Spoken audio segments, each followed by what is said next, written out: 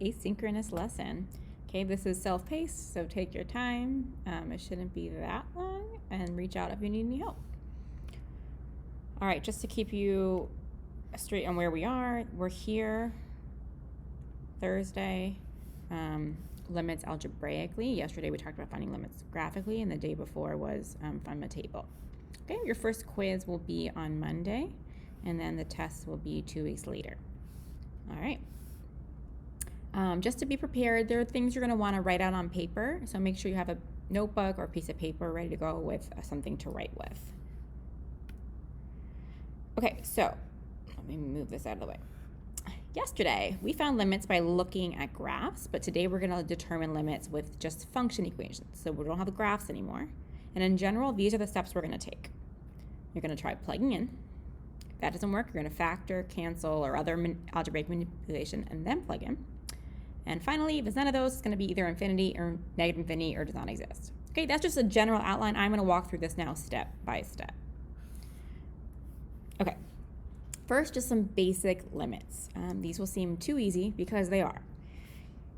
If we want to find the limit, here, I'll start with this, right? If you have a constant, right, the function is some number.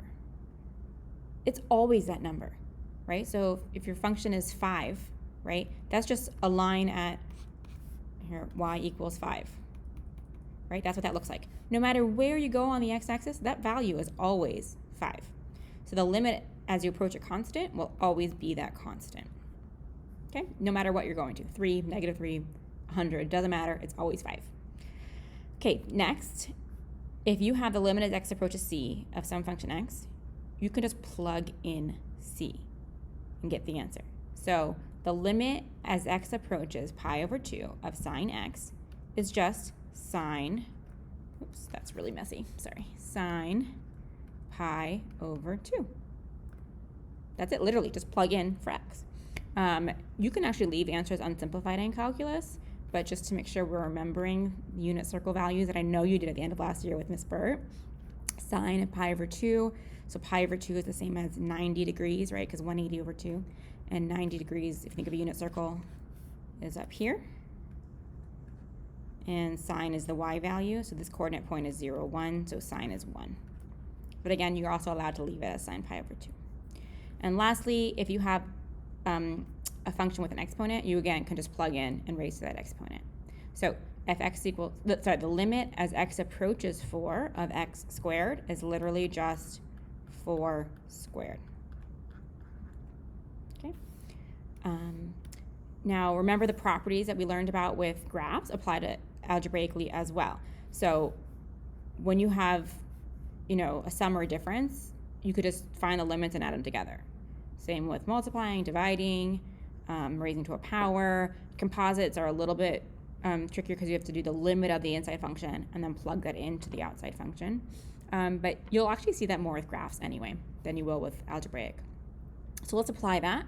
If you have the limit as x approaches 2 of 4x squared plus 3, it's the same as finding the limit of the first term plus the second term. So just, again, plug it in. So that's the same thing as saying 4 times 2 squared plus 3, which 2 squared is 4, 4 times 4 is 16, plus 3 is 19.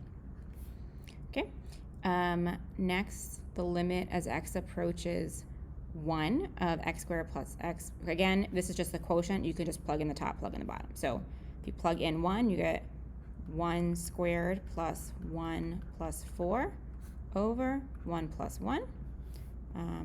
Which equals 1 plus 1, 1 plus 1 is 2, plus 4 is 6 over 2, or 3.